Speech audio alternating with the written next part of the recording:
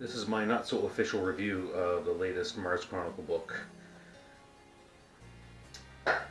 from the Battle Angel series. So, this book finally reveals, after all the years of wondering exactly where the origins of Battle Angel Alita comes from Yoko's far distant history, what seems like millions of years ago in the past.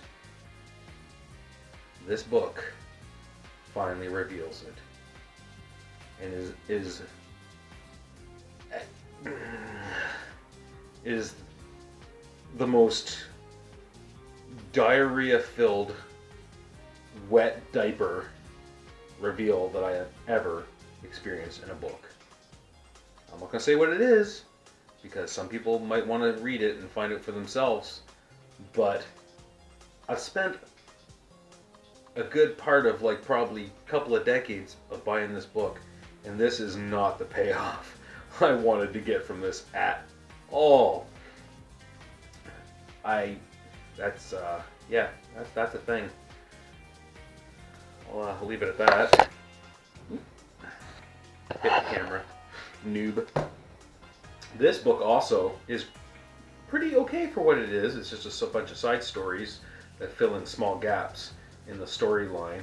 Actually, it doesn't fill in gaps. It just lets you in on some bits and pieces that happened in the universe during certain periods of the timeline.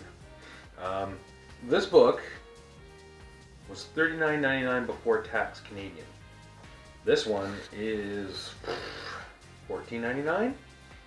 This book should have been about $20 as well, because A, it's just a few other side stories.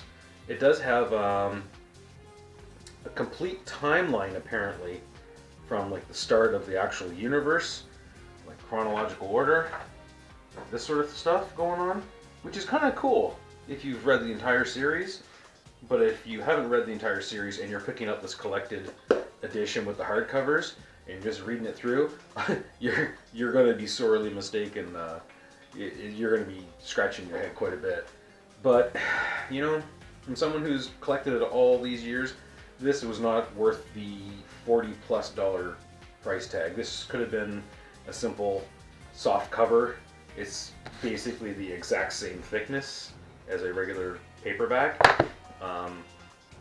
It's just a publisher cash-in as far as I'm concerned. I think this is normally boxed up with the large collected editions, but I was able to buy this on its own.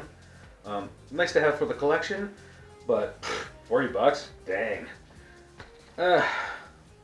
Big thumbs down on the collecting front on that one. I mean, I enjoyed it, don't get me wrong, but it's kind of a steep price to pay for this type of book.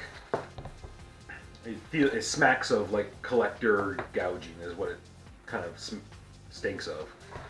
And this, well, you just heard what I thought of this. I'm wondering how much further he's going to be taking this story, because there's some parts where the storyline wobbles pretty badly during the regular series, but now this prequel stuff.